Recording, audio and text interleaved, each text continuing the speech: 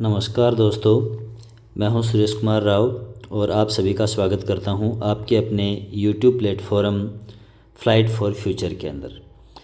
अपनी पिछली क्लास के अंदर जो न्यूट्रिशन इन ह्यूमन था उसकी चर्चा हुई थी।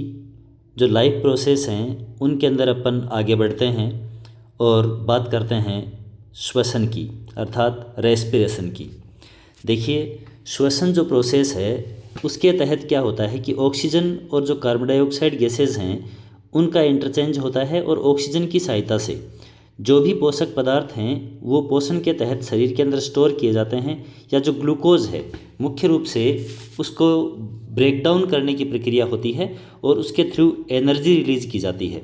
और यह एनर्जी शरीर की जो डिफरेंट एक्टिविटीज़ होती हैं उनके लिए काम में आती है। चलिए अपन बात करते हैं श्वसन क्या है।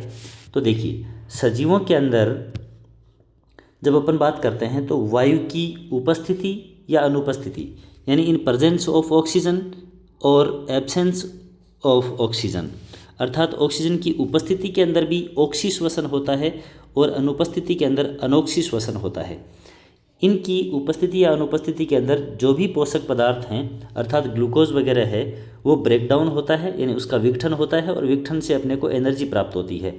तो अपन क्या कह सकते हैं कि ऑक्सीजन की प्रेजेंस या एब्सेंस में जो पोषक पदार्थ होते हैं, न्यूट्रिएंट्स होते हैं, उनके विघटन से यानी टूटने से एनर्जी प्राप्त करने की प्रक्रिया है वो क्या कहलाती है? रेस्पिरेशन कहलाती है। अब देखिए, रेस्पिरेशन के अंदर होता क्या है कि श्वसन की प्रक्रिया से जो मुक्त होने वाली एनर्जी है यह एनर्जी माइटोकॉन्ड्रिया के अंदर स्टोर होती है। इसीलिए माइटोकॉन्ड्रिया को powerhouse of the cell कहा जाता है, अर्थात माइटोकॉन्ड्रिया है वो कोशिका का शक्ति ग्रह है। बिकॉज ऑफ श्वसन के दौरान जो मुक्त होने वाली एनर्जी है वो माइटोकॉन्ड्रिया के अंदर स्टोर होती है। और ये स्टोर किस प्रकार से होती है, किस रूप में होती है? तो ये एटीपी के रूप में होती है, अर्थात एडिनोसिन ट्राईफॉस्फेट के रूप में, जिसको एनर्जी के लिए अपन क्या कह सकते हैं? मुद्रा कहेंगे। अर्थात एनर्जी के लिए जो एक यूनिट है वो क्या है? एटीपी है, एडिनोसिन ट्राईफॉस्फेट। उसके रूप में एनर्जी है वो माइटोकॉन्ड्रिया में स्टोर होती है। अब देखिए क्या होता है कि जब जैविक क्रियाओं के दौरान, अर्थात जब कोई भी सजीव है वो अपने डेली रूटीन की जो भी क्रियाएं करता है, श्वसन करता है या और कोई क्रिया करता है, पाचन है, परिसंचरण है, गमन है, कोई भी कार्य करता है, तो उसके लिए सेल डिवीज़न है, सेल की ग्रोथ है, उन सभी क्रियाओं के अंदर एनर्जी की आवश्यकता होती है। अब देखिए, जब एनर्जी स्टोर हुई थी अर्थात एनर्जी डेवलप हुई थी, बनी थी, तब एटीपी के रूप में स्टोर हुई। लेकिन जब एनर्जी है वो वापस काम में ली जाएगी तो ये एटीपी टूटेगा और टूट करके फॉस्फेट जो मॉलिक्यूल है उसको रिलीज करेगा। वापस ये किसके अंदर कन्वर्ट हो जाएगा? एडीपी के अंदर कन्वर्ट हो जाएगा, अर्थात एडिनोसिन डाईफॉस्फेट में। देखिए डिफरेंस क्या है? एटीपी है, एडिनोसिन ट्राईफॉस्फेट, मतलब कि फॉस्फेट के 3 मॉलिक्यूल हैं, और एडिनोसिन डाईफॉस्फेट मतलब इसके अंदर जो फॉस्फेट मॉलिक्यूल्स है उसके 2 पार्ट हैं। तो एक पार्ट है वो यहाँ से क्या हो जाएगा? टूट जाएगा और एनर्जी रिलीज होगी, इस एनर्जी को काम में लिया जाएगा। इस प्रकार से जब एटीपी है वो एडीपी के अंदर चेंज होती है तो एनर्जी रिलीज होती है और यह ऊर्जा ही जो विभिन्न कार्य होते हैं उनके तहत काम में आती है। अब बात करते हैं अपन, ये यहाँ देखिएगा, एटीपी जो है वो एडीपी के अंदर कन्वर्ट हो रही है और एक फॉस्फेट मॉलिक्यूल है वो यहाँ पर फ्री हो रहा है और उसके तहत एनर्जी भी रिलीज हो रही है। एक एटीपी मॉलिक्यूल जो है उसके ब्रेक डाउन होने से अर्थात उसके विघटन से जो प्राप्त होने वाली एनर्जी है उसका जो मान रहता है वो होता है 30.5 किलो जूल पर मोल। अर्थात एटीपी का 1 मोल मॉलिक्यूल जो है वो जब टूटेगा तो टूटने से यानी उसके ब्रेक डाउन होने से जो एनर्जी रिलीज होगी उसका जो मान है वो कितना रहेगा? 30.5 किलो जूल रहेगा। तो ये एक ध्यान में रखने वाली डिजिट है कि 1 मोल एटीपी अर्थात एक एटीपी मॉलिक्यूल है उसके टूटने से जो एनर्जी रिलीज होती है उसका मान होता है 30.5 किलो जूल। अब बात करते हैं अपन वायु यानी कि ऑक्सीजन। मुख्य रूप से श्वसन के संदर्भ में देखें तो जो वायु अंदर एब्जॉर्ब की जाएगी अर्थात नासा छिद्र के द्वारा अंदर ली जाएगी उसके अंदर मुख्य रूप से श्वसन में काम में आने वाली गैस है वो ऑक्सीजन होगी। ऑक्सीजन की उपस्थिति या अनुपस्थिति के आधार पर जो श्वसन है, रेस्पिरेशन है, वो अलग अलग 2 भागों के अंदर डिवाइड किया जाता है। बात करते हैं। देखिए, ऑक्सीश्वसन और अनॉक्सीश्वसन होगा। फर्स्ट ऑफ ऑल होता क्या है कि कोशिका द्रव्य के अंदर देखिए यहाँ पर दो प्रोसेस चलेंगी कि अलग अलग जो श्वसन की प्रक्रिया है वो कोशिका द्रव्य में हो रही है या माइटोकॉन्ड्रिया के अंदर हो रही है या अलग कोई प्रोसेस हो रहा है। तो फर्स्ट ऑफ ऑल जो ग्लाइकोलाइसिस की प्रोसेस होगी, ग्लाइकोलाइसिस के तहत जो ग्लूकोज है, इस ग्लूकोज के अंदर 6 कार्बन मॉलिक्यूल होगा ये, और सूत्र होता है C6H12O6। ठीक है, तो 6 कार्बन वाला मॉलिक्यूल क्या है? ग्लूकोज है। ये ग्लूकोज कोशिका द्रव्य के अंदर ग्लाइकोलाइसिस प्रोसेस के तहत टूटेगा और टूट करके 2 मॉलिक्यूल किसके बनाएगा? पाइरुवेट के बनाएगा। पाइरुवेट है ये एक 3 कार्बन मॉलिक्यूल है, 3 कार्बन वाला। यहाँ अपन देख रहे हैं 6 कार्बन वाला मॉलिक्यूल था, 3 कार्बन वाले 2 मॉलिक्यूल के अंदर टूट गया। अर्थात फर्स्ट ऑफ ऑल अपन ये कहेंगे, यह भी क्वेश्चन बनता है कि ग्लाइकोलाइसिस है वो कहाँ संपन्न होता है? तो कोशिका द्रव्य में संपन्न होता है। ग्लाइकोलाइसिस में कौन सी प्रोसेस होती है? तो ग्लूकोज मॉलिक्यूल है वो टूटता है। किस में टूटता है? तो पाइरुवेट में टूटता है। तो ये छोटे छोटे ऑब्जेक्टिव टाइप के क्वेश्चन बनते हैं जिनके ऊपर अपने को ध्यान देना है।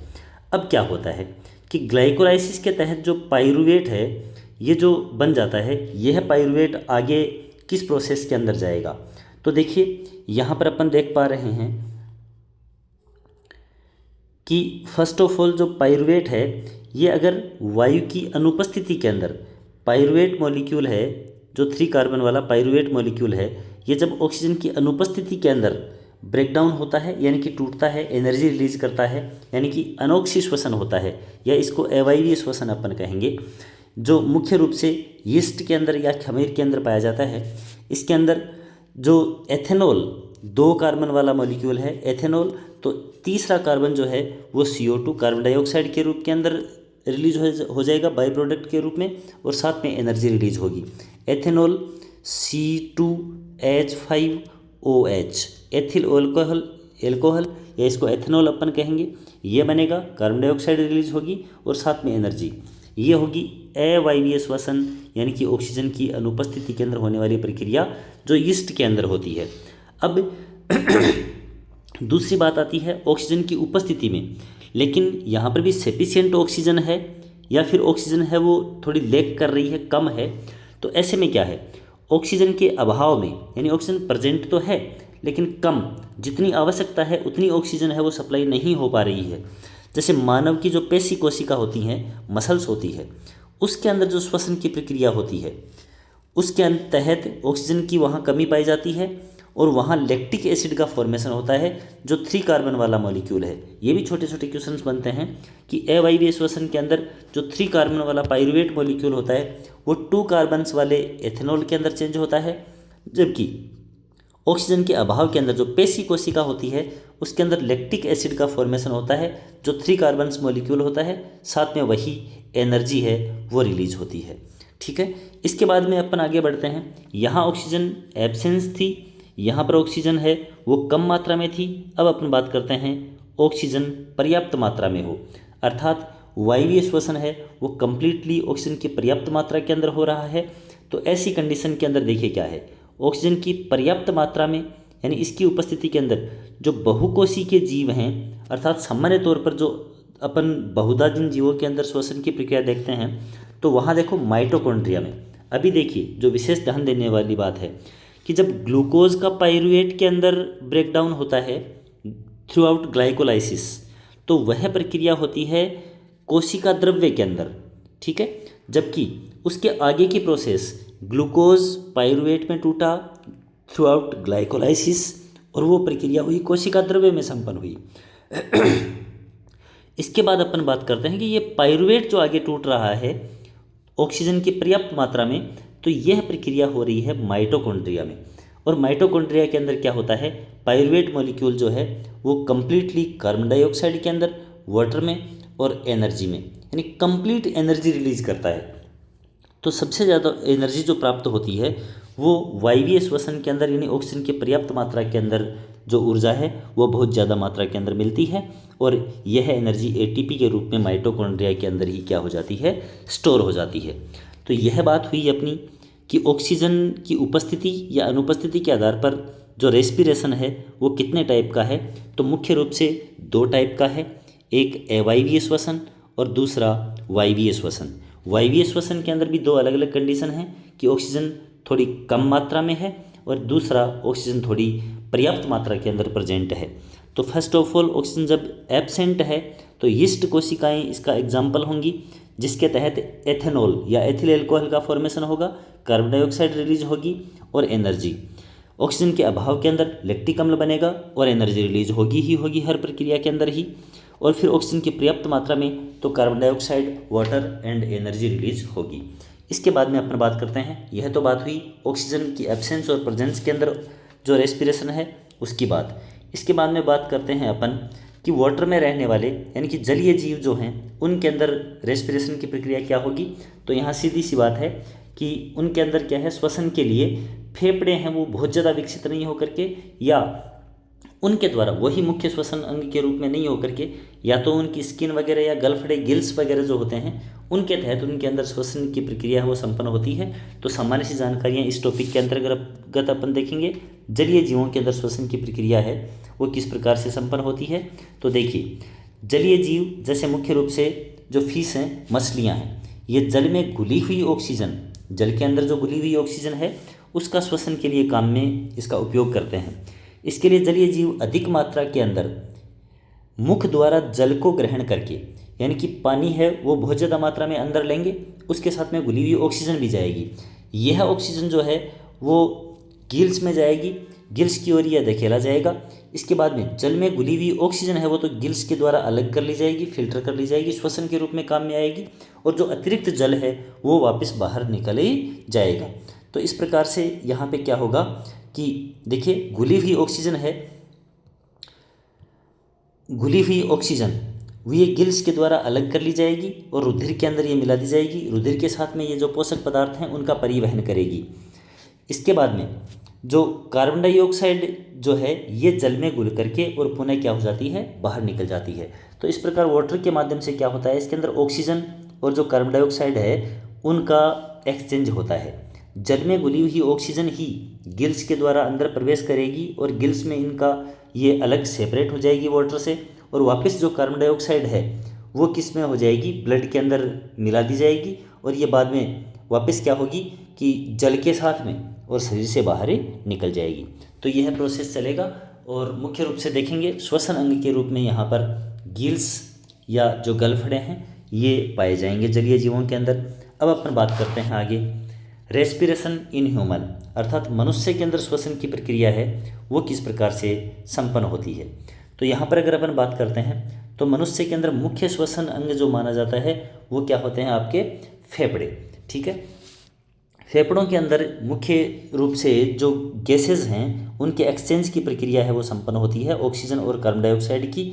उनके अंदर जो वायु कुपिकाएँ पाई जाती हैं और उन्हीं के द्वारा जो गैसेज हैं उनका आदान प्रदान होता है। अब देखिए आगे, सहायक श्वसन अंग यानी फेफड़ों तक ऑक्सीजन है वो पहुंचेगी कैसे, कार्बन डाइऑक्साइड कैसे पहुंचेगी।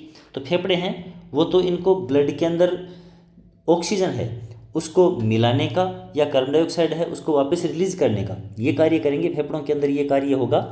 अब अदर जो ऑर्गन्स कौन से हैं जो रेस्पिरेशन सिस्टम के अंदर पार्टिसिपेट करते हैं, तो सहायक श्वसन अंगों के रूप में नासारंध्र जिसके द्वारा ऑक्सीजन है वो अंदर ली जाएगी और कार्बन डाइऑक्साइड है वो बाहर वापस बाहर रिलीज की जाएगी।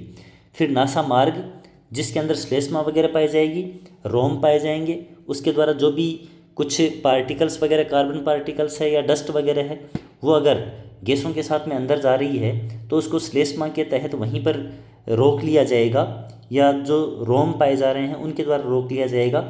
और एक जो टेम्परेचर सेट है वो भी शरीर बॉडी का टेम्परेचर है उसके अकॉर्डिंग बाहर की एयर है उसका टेम्परेचर सेट करने के लिए भी जो श्लेष्मा यानी नासा मार्ग है वो मुख्य भूमिका निभाता है।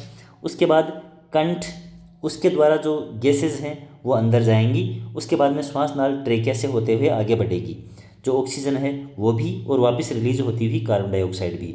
अब देखिए यहाँ पर दिख रहा है कि जो आपकी नासा गुहा है उस नासा गुहा से होते हुए और ऑक्सीजन गैस है वो अंदर प्रवेश करेगी, अंदर प्रवेश करके और वायुकंठ यहाँ इसके द्वारा यहाँ पर क्या होता है, जो आपकी श्वास नाल होती है अर्थात श्वसनी होती है श्वास नाल, इसके ऊपर एक ढक्कन होता है, घाटी ढक्कन जिसको बोलते हैं, या एपिग्लोटिस जिसको बोलते हैं। यह जब अपन भोजन निगल रहे होते हैं तब ये श्वास नाल के ऊपर आ जाता है, ताकि भोजन है वो श्वास नाल में नहीं जाए। इस प्रकार ये सुरक्षित रहती है। और जब श्वसन की प्रक्रिया हो रही होती है तो इससे होकर के ऑक्सीजन अंदर जाती है और कार्बन डाइऑक्साइड गैस है वो बाहर रिलीज होती है। अब श्वसन नली के अंदर गैसें हैं वो आगे बढ़ रही है, या फिर कार्बन डाइऑक्साइड है वो वापस इधर से रिलीज हो रही होती है। श्वसन नली जो होती है ये चूँकि उपास्थल होती है, इसलिए इसको पिचकने से बचाने के लिए, अर्थात ये अपनी मूल अवस्था के अंदर रहे, इसके लिए अंदर सी आकार के, इस प्रकार के सी आकार के, या आप कह सकते हैं अर्धचंद्राकार उपास्थि के बने हुए कुछ छल्ले पाए जाते हैं, जो इस श्वसन नली को पिचकने से बचाते हैं। यानी ये अपनी मूल स्थिति के अंदर एक खुली नली के रूप में बनी रहती है, इसी शेप में बनी रहती है। श्वसन नली जो है वो आगे चल करके दो पार्ट में डिवाइड होती है, जिसको अपन श्वसनी कहते हैं। अलग अलग श्वसनियाँ होती हैं दोनों तरफ से, जिनको अपन ब्रोंकाई कहेंगे, ब्रोंकाई इंग्लिश में, या फिर श्वसनिका। इसके बाद में ये आगे चल करके अपने अपने साइड में दोनों फेफड़ों के अंदर चली जाएंगी, और फेफड़ों में जा करके और फिर आगे ये छोटे छोटी जो नलिकाएं होंगी उनके अंदर डिवाइड होगी। डिवाइड होने के बाद जो स्ट्रक्चर बनती हैं वो श्वसनिकाएँ यानी कि ब्रेंक्यूल्स कहलाती हैं। श्वसनिकाएँ कहलाएंगी, ब्रेंक्यूल्स कहलाएंगी। तो फर्स्ट ऑफ ऑल अपन कहेंगे यहाँ कंठ के बाद में श्वसनिका या श्वास नाल, उसके बाद में श्वसनी, और उसके बाद में श्वसनिकाएँ। ठीक है, यानी यहाँ पर ट्रेकिया, ट्रेकिया के बाद ब्रोंकाई, और ब्रोंकाई के बाद में ब्रोंकियोल्स। ठीक है, इस प्रकार से ये डिवाइडेशन होगा। इसके बाद में अपन आगे चलते हैं तो क्या होता है कि अंत में जो श्वसनिकाएँ होती हैं वो कुपिका में, श्वसनिकाएँ वायु कुपिका के अंदर डिवाइड हो जाती हैं। ये वायु कुपिका, वायु कुपिका, ठीक है, इसके अंदर डिवाइड हो जाएगी। और अंततः इसके ऊपर जो वायु कुपिका नामक ये जो शेप है वो बन रही है। यहाँ पर ही क्या होता है, ऑक्सीजन और जो कार्बन डाइऑक्साइड है ये ऑक्सीजन ब्लड के अंदर मिलाई जाती है, और कार्बन डाइऑक्साइड है वापस सेपरेट होकर के और ये बहिश्वसन के दौरान बाहर निकाल दी जाती है। इधर अपन देख रहे हैं ये राइट यहाँ पर लंग्स है, और ये यहाँ पर लेफ्ट लंग्स है, अर्थात बायां फुफ्फुस बायां फेफड़ा है। नीचे यहाँ पर इसके अंदर डायफ्राम नामक ये पर्दा लगा हुआ है, और इसी के तहत ये पर्दा जब यहाँ पर यूँ ऊपर की तरफ मुड़ जाता है तब तो वक्ष गुहा का आयतन कम हो जाता है, और वक्ष गुहा के अंदर दबाव बढ़ने से, वायु दाब बढ़ने से गैसें बाहर निकल जाती हैं। और जब ये यूँ सीधा होकर के यूँ चपटा हो जाता है तो कुछ क्षेत्रफल इसका बढ़ जाता है, आयतन बढ़ जाता है वक्ष गुहा का। आयतन बढ़ जाने से अंदर का एयर प्रेशर कम होगा, अंदर एयर प्रेशर कम होगा तो बाहर की जो वायु है वो अंदर ले ली जाएगी, अर्थात अंतः श्वसन की प्रक्रिया वो संपन्न हो जाएगी। इसी के साथ ये जो डायफ्राम है वो तो वक्ष गुहा के आयतन को कम ज़्यादा करने का कार्य करता ही करता है, साथ में इसके अंदर क्या होता है, 12 जोड़ी रिब्स पाई जाती हैं, पंसलियाँ भी पाई जाती हैं। ये पंसलियाँ हैं वो पेशियों की सहायता से बाहर की तरफ और अंदर की तरफ संकुचित और शिथिल होती रहती हैं। जब ये पंसलियाँ शिथिल होती हैं तो वक्ष गुहा का आयतन बढ़ता है, बढ़ने से अंदर का एयर प्रेशर कम होता है और बाहर की एयर है वो अंदर चली जाती है, अर्थात ऑक्सीजन अंदर चली जाती है। जब ये पंसलियाँ वापस अंदर की तरफ सिकुड़ती हैं तो अंदर की तरफ सिकुड़ने से वक्ष गुहा का आयतन है वो कम होता है, कम होने से अंदर जो एयर प्रेशर है वो बढ़ जाता है, और जो कार्बन डाइऑक्साइड गैस है ये क्या हो जाती है, बाहर रिलीज हो जाती है। अब अपन बात करते हैं इसकी क्या मैकेनिज्म रहती है। जैसा मैंने डायग्राम के साथ में आपको एक्सप्लेन किया है, ठीक उसी प्रकार से गैसों का आदान प्रदान है वो होता रहता है। देखिए श्वसन की मैकेनिज्म यानी कि क्रियाविधि। सबसे पहले क्या होगा, नासा छिद्रों के द्वारा वायु ग्रहण की जाएगी। इसमें उपस्थित धूल, कार्बन, जीवाणु, परागकण यानी कि जितनी भी डस्ट वगैरह होती है, जो स्मॉल पार्टिकल्स होते हैं, इन सबको नासा मार्ग में उपस्थित जो रोम हैं उनके द्वारा रोक लिया जाएगा, और साथ में श्लेष्मा जो होती है वो इस वायु को नम बना देगी। इस प्रकार क्षणित वायु जो होती है वो भीतर प्रवेश करती है। तो ये जो नासा रंध्र या नासा मार्ग के अंदर उपस्थित रोमों का कार्य रहेगा। इसके बाद अपन बात करते हैं आगे। तो नासा मार्ग की भीतरी सतह के ऊपर श्लेष्मा पाई जाती है। ये श्लेष्मा स्रावित किया जाता रहता है, जो कि वायु को नम बना करके और ताप जो होता है, अर्थात जो बाहर की एयर का टेम्परेचर है उसको और अंदर की बॉडी का टेम्परेचर है उसको क्या करता है, एडजस्ट करने का कार्य करता है, अर्थात सेम बनाने का कार्य करता है, ताकि एयर है वो अंदर जा कर के और अंदर के टेम्परेचर के साथ यानी ब्लड के टेम्परेचर के साथ में सेट हो सके। इसके बाद में अपन आगे बात करते हैं, जब वायु है वो नासा मार्ग के अंदर अंदर प्रवाहित हो चुकी है, उसके बाद क्या होगा, उसके बाद ये नम वायु है वो कंठ से होते हुए यानी लैरिक्स से होते हुए और श्वास नाल जो है, श्वास नली यानी कि ट्रेकिया, इसमें प्रवेश करती है। श्वास नली दोनों फेफड़ों की ओर दो भागों के अंदर विभाजित होती है, जिनको श्वसनिया कहते हैं। क्या कहेंगे इसको, श्वसनिया। ये श्वसनिकाएँ मिसप्रिंट हुआ है, श्वसनिया कहेंगे अर्थात ब्रोंकाई कहेंगे, दोनों तरफ दो ब्रोंकाई अलग अलग। इसके बाद में ये जो ब्रोंकाई है वो अलग अलग शाखाओं में प्रत्येक फेफड़े के अंदर डिवाइड होंगी, इनको बोलेंगे श्वसनिकाएँ। ये श्वसनिकाएँ अंत में गुब्बारेनुमा स्ट्रक्चर के अंदर खुलती हैं और इन गुब्बारेनुमा स्ट्रक्चर्स को क्या बोलते हैं, कूपिकाएँ बोलते हैं। ये वायु कूपिकाएँ जो हैं वो काफ़ी ज़्यादा संख्या के अंदर फेफड़ों के अंदर होती हैं, जो कि फेफड़ों का जो अंदर का क्षेत्रफल सतही सरफेस एरिया है उसको बढ़ाने का कार्य करती हैं। देखिए क्या होता है, वायु कूपिकाओं के कारण ही फेफड़ों का जो आंतरिक क्षेत्र है, अंदर का सरफेस एरिया है वो विस्तृत होता है। अंदर का सरफेस एरिया जब ज़्यादा होता है तो ये ज़्यादा ऑक्सीजन को अंदर ले पाती हैं और ज़्यादा कार्बन डाइऑक्साइड को रिलीज कर पाती हैं, जिसके कारण ही अधिक वायु, जब ये क्षेत्रफल सरफेस एरिया जब बढ़ जाता है तो ऐसे में एब्जॉर्प्शन जो प्रक्रिया यानी अधिशोषण की प्रक्रिया वायु की और इसके विशोषण की प्रक्रिया है वो ज़्यादा तीव्रता के साथ में होती है या ज़्यादा क्षमता के साथ में होती है। इस प्रकार से O2 और CO2 का आदान प्रदान है वो यहाँ वायु कूपिकाओं के अंदर होता है। वायु कूपिकाओं में O2 को रुधिर के अंदर मिला दिया जाता है, जो कि रुधिर में उपस्थित हीमोग्लोबिन के साथ में क्रिया करेगी और ऑक्सी हीमोग्लोबिन बना देगी। देखो ऑक्सीजन है वो हीमोग्लोबिन के साथ में क्रिया करके ऑक्सी हीमोग्लोबिन बनाएगी और पूरे शरीर के अंदर ब्लड के साथ में सर्कुलेट हो जाएगी। अब क्या करेगा, पूरी कोशिकाओं के अंदर ये पहुंच जाती है। साथ ही कोशिकाओं के अंदर क्या बन चुका है, कार्बन डाइऑक्साइड। कोशिकाओं के अंदर माइटोकॉन्ड्रिया में और जो कोशिका द्रव्य है उसके अंदर श्वसन की प्रक्रिया संपन्न हुई है। श्वसन की प्रक्रिया के तहत जो ऑक्सीजन ब्लड के द्वारा सप्लाई की गई वो तो काम में आ गई और जो कार्बन डाइऑक्साइड है वो क्या हुई, रिलीज हुई। ये कार्बन डाइऑक्साइड भी वापस जो हीमोग्लोबिन है उसके साथ कार्बोक्सी हीमोग्लोबिन बनाएगी और कार्बोक्सी हीमोग्लोबिन बना करके क्या आ जाएगी, वापस फेफड़ों में आएगी।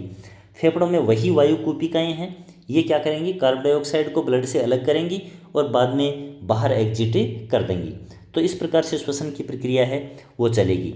यहाँ पर देखो नोट लगा करके एक विशिष्ट बात लिखी हुई है कि श्वास नली जो होती है, ट्रेकिया जो होती है, उसमें सी आकार के अर्थात अर्धचंद्राकार उपास्थि के बने हुए यानी लचीले छल्ले पाए जाते हैं, जो कि वायु की अनुपस्थिति में यानी वायु जब बाहर निकाली जा रही है, अंदर जा रही है, इसके बीच का प्रोसेस जिसमें एयर नहीं है उस ट्रेकिया में, उस समय वो श्वास नली पिचक नहीं जाए, संकुचित नहीं हो जाए और इसके लिए बचाने का कार्य करेंगे, अर्थात निपतित यानी पिचकने की प्रक्रिया नहीं हो, उससे बचाने का कार्य कौन करते हैं, ये सी आकार के अर्धचंद्राकार उपास्थि छल्ले करते हैं। श्वसनियाँ जो होती हैं यानी ट्रेकिया श्वास नाल हो गई, जो कि दोनों तरफ दो ब्रोंकाई के अंदर यानी श्वसनियों में बंटेगी। ये फेफड़ों में और अधिक पतली नलिकाओं में विभाजित होती हैं, जिन्हें श्वसनिकाएँ कहते हैं। ठीक है, तो ये बात ऊपर भी लिखी गई थी, यहाँ पर स्पष्ट कर दी गई है कि ट्रेकिया एक श्वास नाल वो दो भागों में बंटेगी, जो कहलाएंगी ब्रोंकाई यानी कि श्वसनियाँ, और फिर ये जो दोनों श्वसनियाँ हैं वो फेफड़ों के भीतर जाकर और ज़्यादा पतली नलिकाओं के अंदर विभाजित होंगी, जो कहलाएंगी श्वसनिकाएँ यानी कि ब्रोंकियोल्स कहलाएंगी। ठीक है, और ब्रोंकियोल्स एट लास्ट जो हैं वो वायु कूपिकाओं के रूप में डिवाइड हो ही जाती हैं, जहाँ पर गैसेज का एक्सचेंज होता है। चलिए बात करते हैं आगे अपन श्वसन की प्रक्रिया के अंदर श्वास को अंदर लेने और बाहर निकालने की प्रक्रिया। तो देखिए प्रोसेस है वो फेफड़ों के अंदर कैसे होता है, ये अपन ने देख लिया है। अब है निश्वसन यानी कि अंतः श्वसन, अर्थात श्वास को अंदर किस प्रकार से लिया जाएगा। तो देखो बाह्य पेशियाँ यानी कि जो अपन ने 12 जोड़ी पसलियाँ पढ़ी, उसके बाहर की तरफ जो पेशियाँ लगी हुई हैं वो संकुचित होंगी, यानी बाहर की तरफ जो पेशियाँ हैं वो संकुचित होंगी, तो पसलियाँ ऊपर की तरफ उठेंगी और बाहर की तरफ खींचेंगी। ठीक है, डायफ्राम है वो चपटा यानी कि नीचे आ जाएगा, तो इसके कारण क्या हो जाएगा, वक्ष गुहा का आयतन जो है वो बढ़ जाएगा, और वक्ष गुहा का आयतन बढ़ने से जो वायु है, वायु यानी कि O2, ये फेफड़ों के भीतर प्रवेश करती है, वायु दाब कम होने के कारण वायु भीतर प्रवेश कर जाती है। यह प्रक्रिया क्या कहलाती है? अंतः श्वसन या निश्वसने कहलाती है।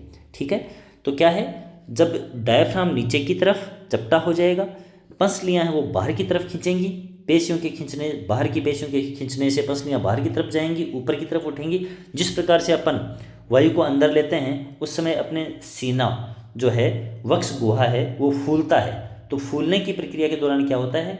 गैसें अंदर जाती हैं। इसके विपरीत अपोजिट अपन क्या देखेंगे? उच्छ्वसन या फिर बहिश्वसन की प्रक्रिया जिसको कहेंगे, उच्छ्वसन या बहिश्वसन की प्रक्रिया। ठीक है, इसमें अंतः पेशियों यानी कि जो पसलियाँ लगी हुई हैं उनके भीतर की तरफ की जो पेशियाँ होती हैं उसका संकुचन होगा। अब भीतर की तरफ जब संकुचन होगा तो पसलियाँ हैं वो अंदर आएंगी, यानी पसलियाँ भीतर की ओर खींचती हैं। डायफ्राम अपनी मूल अवस्था में यानी वापस ऊपर की अवस्था में आता है। ऐसा होने पर वक्ष गुहा का आयतन है वो क्या होता है? घटता है। अब जब वक्ष गुहा का आयतन घटेगा तो फेफड़ों के भीतर वायु दाब बढ़ने के कारण, भीतर वायु दाब, ये यहाँ पर मिसप्रिंट हुआ है, बढ़ने के कारण, भीतर वायु दाब बढ़ने के कारण, भीतर जब एयर प्रेशर बढ़ेगा तो फिर अंदर की गैसें हैं वो क्या होंगी? बाहर निकलेंगी। तो CO2 गैस है वो क्या होती है? बाहर निकलती है।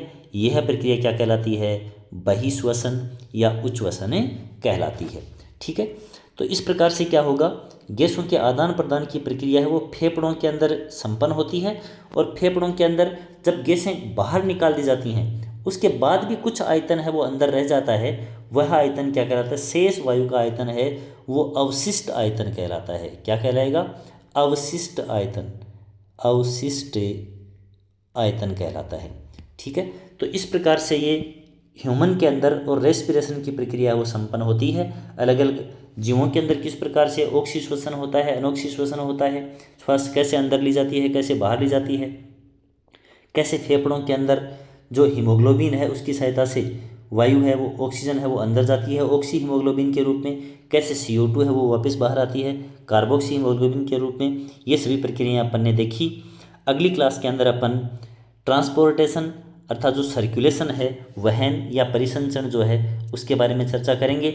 उम्मीद करता हूँ वीडियो आपको पसंद आ रहे हैं, और जब वीडियो पसंद आ रहे हैं तो आप सभी चैनल को लाइक करें, वीडियोज़ को लाइक करें, शेयर करें, सब्सक्राइब करें। आपके इन सब्सक्राइब से और लाइक से हमारा हौसला है वो बढ़ता है और हम और भी अच्छे वीडियो लेकर के आपके साथ बने रहेंगे। इन्हीं उम्मीद के साथ और वीडियो पर विजिट करने के लिए थैंक्स अलॉट।